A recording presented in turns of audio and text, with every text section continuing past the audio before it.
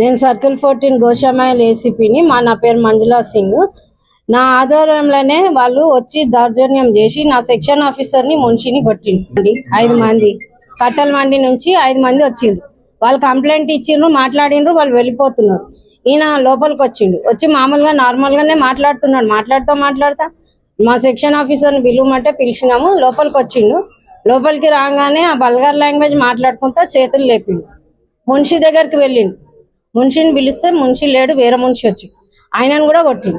మళ్ళీ బయటికి పోయి కొట్టిండు. చాలా సేపు వాళ్ళు బయటనే వెయిట్ చేస్తున్నారు మళ్ళీ కొట్టాలని.